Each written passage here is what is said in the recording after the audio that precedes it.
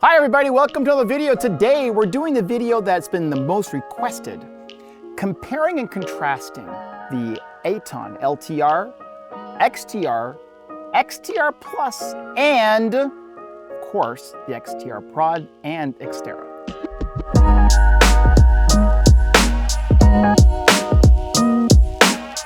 Let's go back a little bit and think about the time frame when this camera came out, which was kind of the mid to late 70s.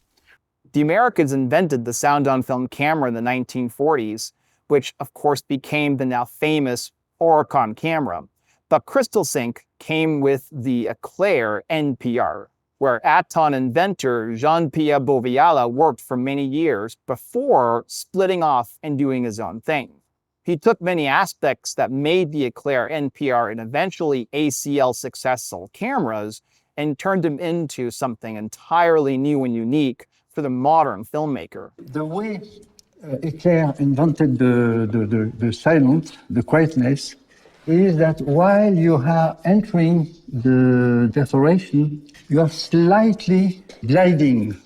You are not going this boom, noise, like in all other cameras. It was landing like this.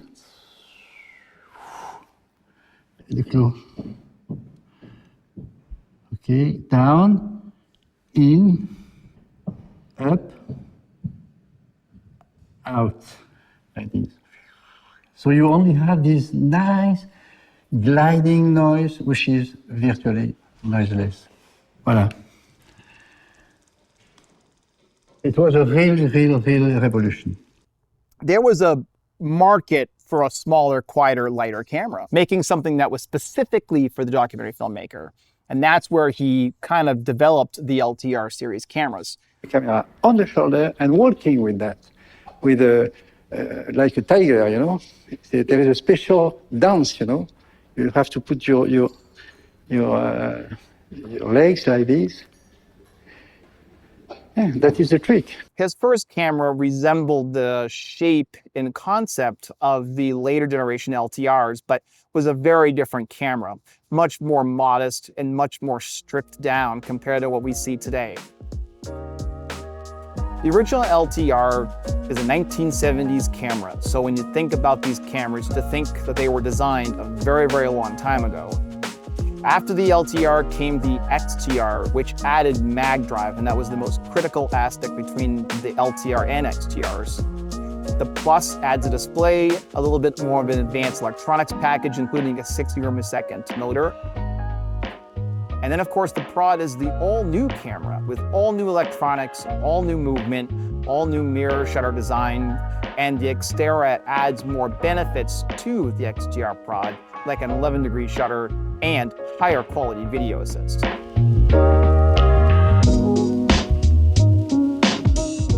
The Arri cameras were very much built in a factory setting, okay?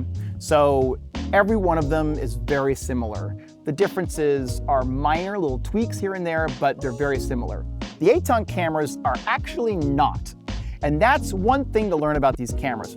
Every single camera has its little tiny bit of discrepancy and issue that another camera, maybe one serial number difference, doesn't have. And that's because unlike the Arri cameras, which are again built in an assembly line in a factory, these cameras were built to order.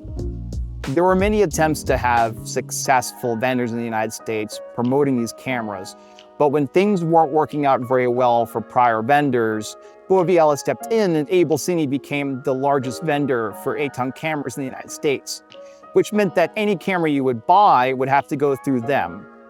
In later generations like the XTR Prod, they would build a batch of 10 at a time in advance. But the earlier cameras, the LTR, the XTR, and the XTR Plus, they would build them to order. And that's one of the biggest differences between the cameras and why you see so many discrepancies on the Aaton cameras and not on the SR cameras.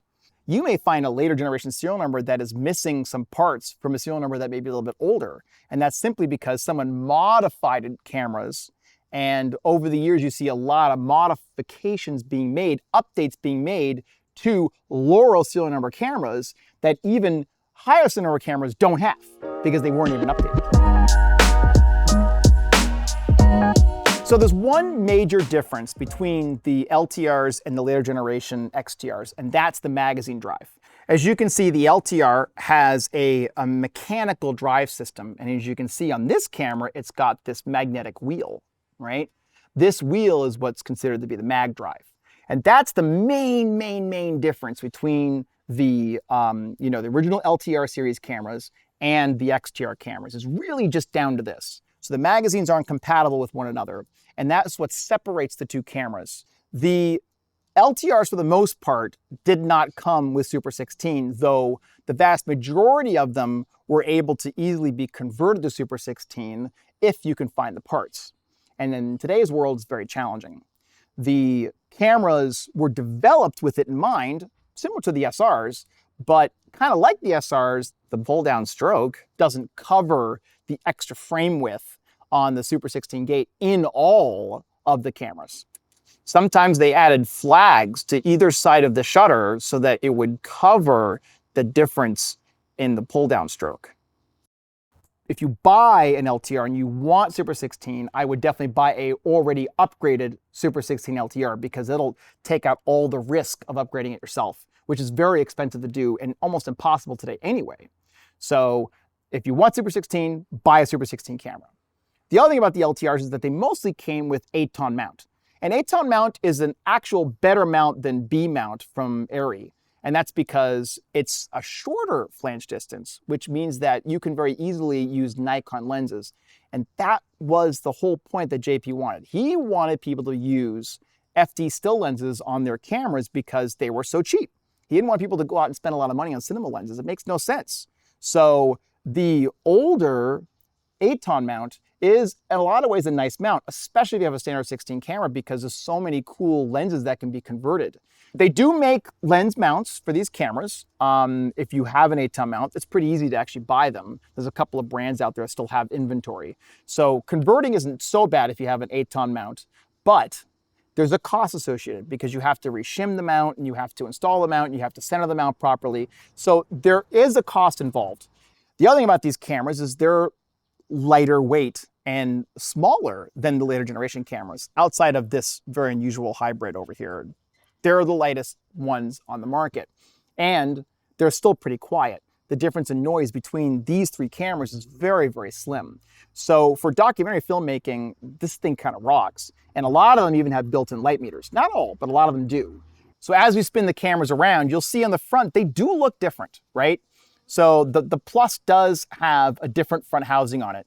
This is actually an XTR Prod front housing, believe it or not, that someone put on this Plus. They normally don't come with this. The serial number of this Plus is 1623, so that would put it kind of in the earlier generation of Pluses too.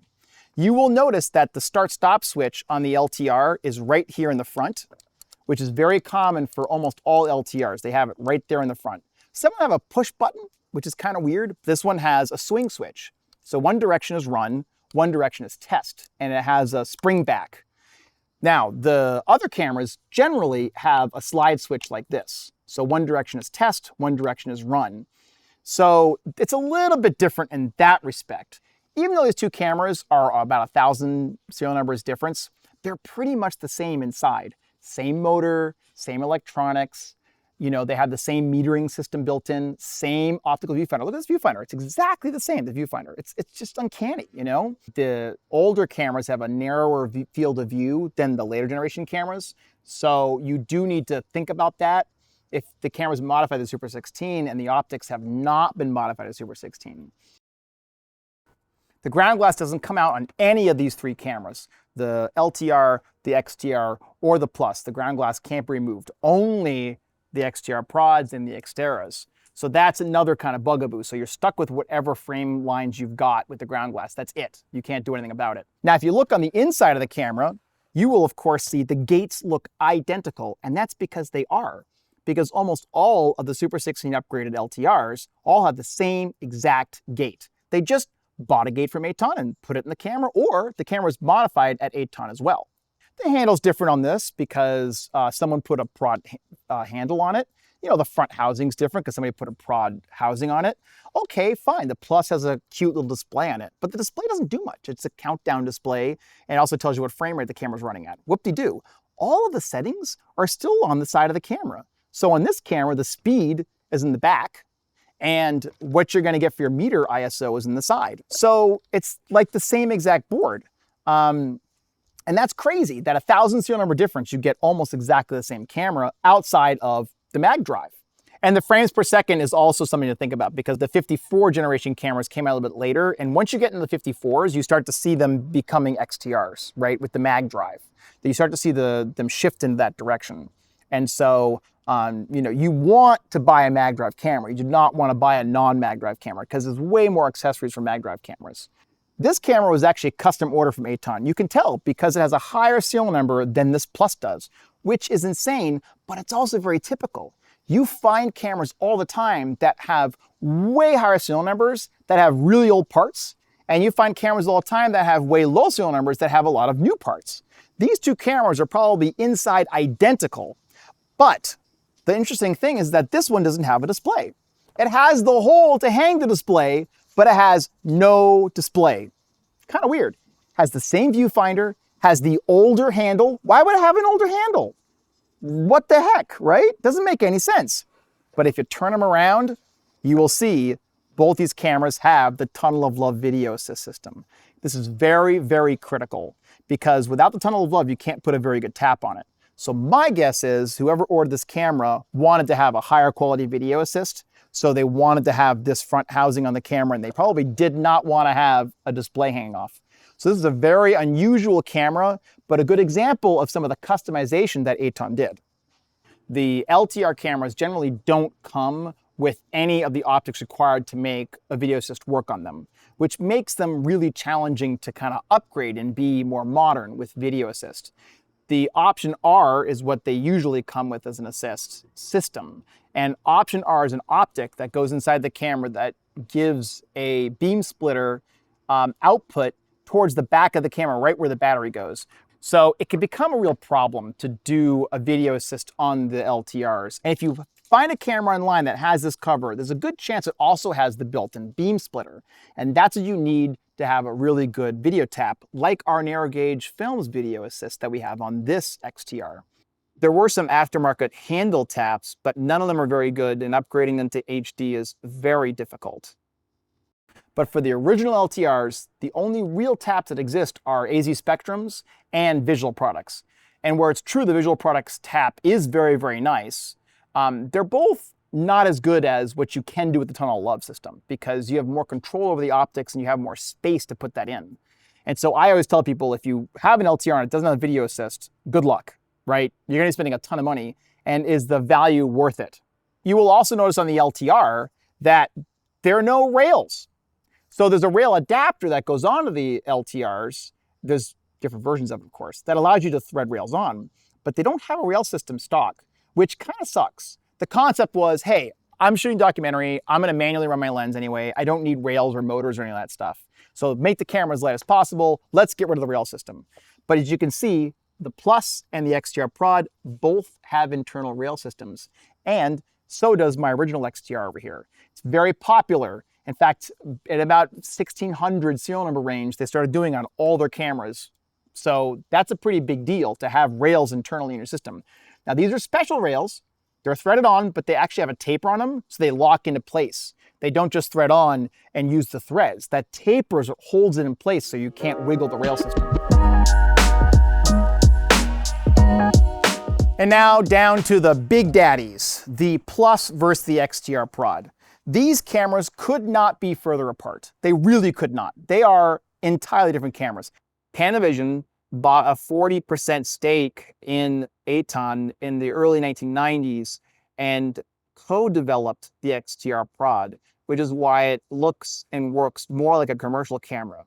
This all happened before the SR3 came out. So the XTR Prod, it's not just a bunch of parts stuck on the camera like the LTR to the XTR to the Plus. It's an entirely new camera. From scratch, new camera. It looks the same, and there's a lot of cross-pollination between parts like this front housing.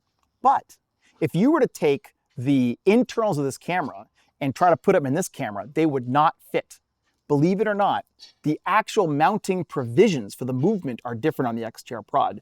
So even though it has a very similar pull-down claw, even though a lot of the movement parts are the same, they're not compatible.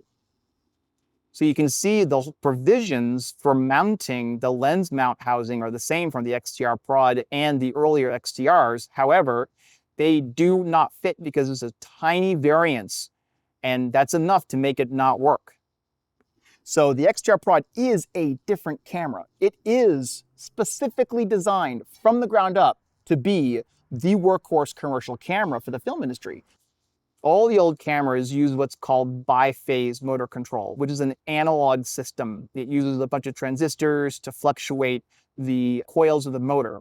On the later generation cameras like the XTR Prod, these are all digital electronics. They're way more reliable, way more stable, and way more modern. It has a very different viewfinder, much brighter. It has Aaton glow. It has a display that's completely controls everything through the display, including your light meter, all controlled through one display. Just absolutely gorgeous. The Prod has power outputs so that you can plug accessories in, and this one has our video assist, though it does not have our BNC yet because we're installing the assist right now. It has tools that you can pull from the top handle that control the shutter angle and allow you to do something super cool, which is, of course, remove the ground glass. And just that ground glass feature is worth the money because the ground glass removal allows your client to be able to change the aspect ratio of what they're shooting. You don't have to be stuck to one aspect ratio, which you are with all of the previous cameras. The Prod is the first camera to have removable ground glass from Aaton, the very first one for 16mm at least. So that's a big deal. The Xtera, which is the one that comes after the Prod, is the same camera. It only has a slightly longer shutter, and it has a box in the side that has dual battery running. So there was a problem with the stock batteries. People didn't want to change them all the time on film production. So they said, let's put two batteries together because the older video assists draw a lot of power. So it was kind of like an older video assist thing. And you don't even need it. Nowadays with HD taps, you don't need all that extra accoutrement on the side of the camera. So the Prod is the camera. Now, there's one more very critical difference between these cameras, and that is on the bottom. When you look at the bottom of this camera, that there is no notch for the Arri base plates. This one has a notch. So you screw your plate into here, and a notch and a pin goes into this hole right here on the Arri base plates. And that allows the camera to not swivel on a tripod. All these old cameras do not have that. Now, Aaton did make a system that they only made, that I've never seen anywhere else, that went into these two little tiny holes here that enabled a plate to go onto here that would help prevent swiveling. They're really hard to find. I don't even know if you can find one. And to be quite honest with you, with all the ways of manufacturing stuff nowadays, you could probably make something better. But that's it. You've got a single hole to screw your camera into, which means that all these older cameras, when you put them on a tripod, all they want to do is swivel. That's it. They come loose right away. Not so with the Prod. You've got that extra pin. You could stick a screw in that pin. You can do whatever you want, and it's going to stay locked in place. So that's really the big thing. And no, before you ask me, you can't modify these bottoms to do that. It's just impossible. There are some minor changes in the magazines on the Aaton cameras, especially the really old ones. So serial numbers under 1,000, you should definitely take a look at them and have a technician look at them to see if they'll scratch film. Of course, as we said, we had the mechanical drive and mag drive. So if you buy like an LTR and you're like, oh, I want to buy an XTR Prod body up the road, use my magazines, can't do it. And modifying them to have a mag drive system is a nightmare. You have to drill a hole in the side of the case. It's kind of a pain. And again, some of the magazines aren't even set up for Super 16 to begin with. There are also numerous differences inside the magazine, from the belt design to the main light trap, which is called the coax. The original design was for standard 16mm only and took a very sharp corner. The later design is for Super 16 as well and has a much lower coefficient of friction, and that's why it works much better. Also, as you can see, the pressure plate design changed entirely. The right side is the original LTR design, and the left side is the XTR design, with different guides and entirely different pressure plates designed specifically for Super 16. Finally, the later generation magazines have a 3-position identifier switch, which tells the camera which magazine you're using. The LTRs, the XTRs, and the XTR Pluses are pretty much the same camera. And that's what fools a lot of people. They think, oh, it's got a display on the side and it has a better video assist, it's a better camera. Hint, it's not. These three cameras are pretty much the same. They are going to have the same failures and they are going to wear the same. This is an 8-ton XTR Prod movement, and it's basically the same as all the other cameras. It comes right out of the body pretty easily. It has a dual cam system. There's a cam in here and there's a cam here. This is the offset cam that allows you to adjust the pitch. And this is the cam that allows you to adjust the penetration as well. This assembly here is also related to penetration, moves the entire thing in and out. And then of course the shutter goes right here at the end. That's where the shutter goes, right on that assembly right there. And there's a shaft that goes through and a little gear drive mechanism right there. So these are all plane bearing systems. And so inside the shaft is a bearing on either side. And the only way to lubricate them is to stick them in a bath and high pressure lubricate them. That's the only real way of dealing with it. And that's why we had to take the entire movement out, stick it in the bath, let a high pressure lubricate, and then stick it back in the camera again after the dripping has all happened. So that's kind of one of our main things that we do here. So what happens is that people buy these LTRs, you know, back in the 80s, they shoot their films with them and they sit them in a box and they shove them in a shelf and they don't get touched. This is the same with any camera though. You definitely want to service it before you start using it. But most people don't do that. They buy a camera used on eBay, they just put film in it, and they start shooting with it, and then maybe they shoot 24 rolls of 400 feet. Suddenly, the camera stops working. They're like, why is the camera stop working? It's because of multiple things. The first thing is, those bearings aren't lubricated and you're running metal on metal all of a sudden, which means you're pulling a lot of amperage out of that battery, putting it through all the electronics that are sometimes from the early 80s, and the electronics can't handle it. All these cameras are 12-volt cameras, all right? And 12-volt cameras are very popular. The SR1 and SR2 is a 12-volt camera. The difference is that these cameras don't have any regulation on the power coming in at all. So if you give them a higher voltage, all that voltage is going onto the board, going into the chips, and even though the chips can take higher voltage, they can't take higher current. And that's what comes back to servicing the cameras. And the XTR Prod, which is a tri-phase camera in digital electronics, it has similar problems. You know, you got a hot battery, you know, lithium-ion battery off the charger, you plug it in the XTR Prod directly without a regulator, and you're giving it 16 or 17 volts. That eventually will blow up the XTR Prod electronics. It may not fail on day one, but it'll fail down the road. And that's why you need a really nice adapter. There are several adapters available. However, we love the Charmwood Singy one because it just is the smallest, most compact variant. And what ends up happening is it's a compound effect, right? So you end up putting a 14.4 battery on the camera and it runs fine. And then you go to high speed, but because the camera hasn't been serviced in a while, it's draining a lot of amperage out of the battery. The more voltage you have, the more amperage it can drain, right? Because that's how it works. So if you have a battery that's 12 volts and you're pulling a lot more amperage from that battery than normal, the battery just won't be able to give it to you. But if you keep on cranking the voltage up to 16 volts, let's say, and the camera hasn't been serviced and it's pulling a lot of amperage because of that, it's going to put all that amperage through the electronics, and that's how it fries. So the battery adapters are very important. Now, this is the same with any camera. This is the same with an SR, it's the same with a BL, it's the same with any camera. You're going to have the same problem. So be very mindful of that. And it's all the cameras. It's just that the LTRs and the early XTRs and the XTR Prod, these are cameras that people don't use on a regular basis, so they haven't been serviced as much, right? They're older cameras. So all of these cameras should be serviced the same way, right? All of them. If you're buying a film camera, are you buying it for yourself or are you buying it to rent to other people?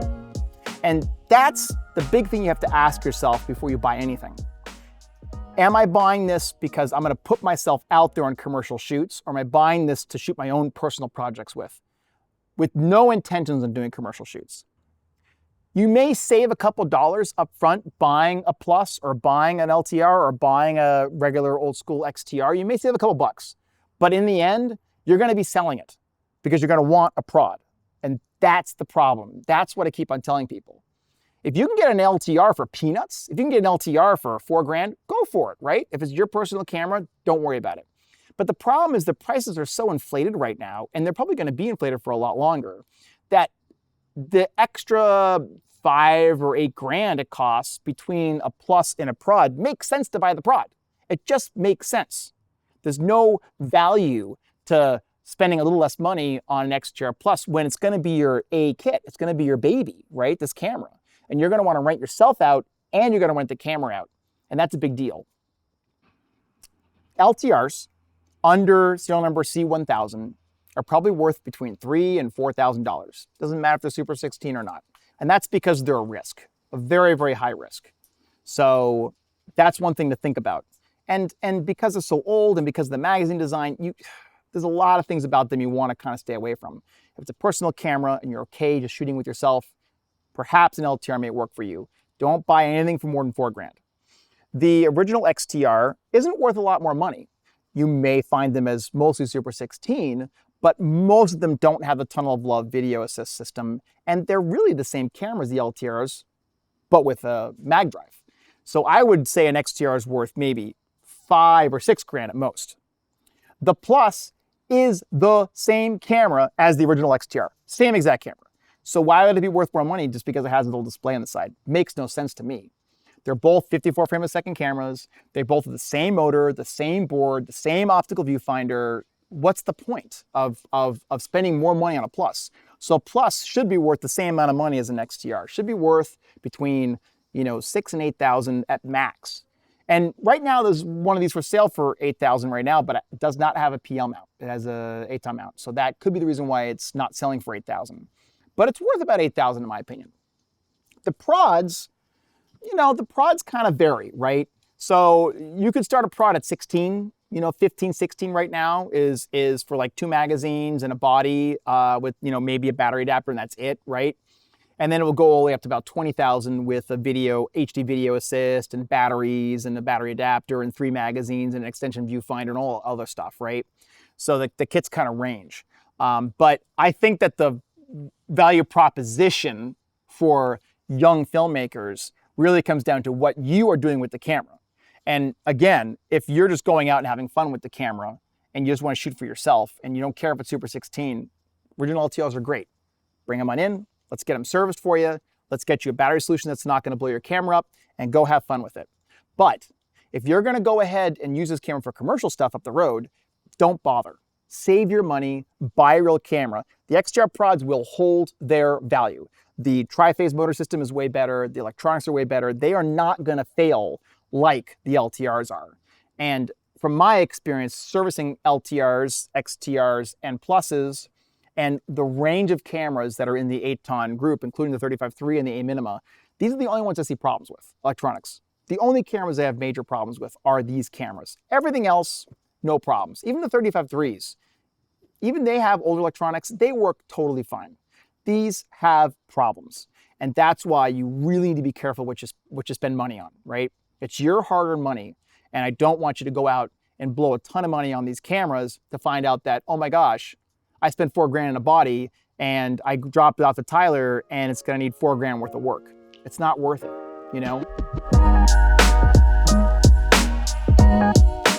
I may be like an Aaton guy and an Aaton expert, but the reality is that I enjoy working on these cameras more than any other camera because I find the idiosyncrasies to be more interesting. When you work on an SR, they're all the same, right? SR3, SR1, SR2, it's always the same. You take the movement out, you rebuild it, you relubricate, you put it back together again, you put it in the camera, it works. These things, every camera is slightly different, right? They made them by hand. Each one of them is kind of a custom little thing. There's numbers on the inside that are different. You see new things and different things all the time. They're just more interesting to work on, in my opinion. And that's why I like them so much. And as an owner-operator, I prefer shooting with them because they're just such cool cameras to operate, right? They're very different than the SRs. They're lighter, they're smaller, they're quieter. It's a different kind of world than the SR world. I've owned SRs. I have a Bill U. I've shot a lot with other cameras as well. This is a preference. And it's not the preference for everybody. There is a benefit and a point to a 416, right? It is a better camera than any of the Aaton cameras, in my opinion. But a 416 is also a more expensive camera, and it's really designed specifically for commercial workflows when you're on a set with a crew. These Aaton cameras are designed specifically for a one-person crew, and that is me. That is most of my work. And that's why I think these cameras are just, for my kind of work, the best thing out there. All right, thanks for watching this video all about the breakdown between the Aaton cameras. I hope you've enjoyed it, and I will see you next time.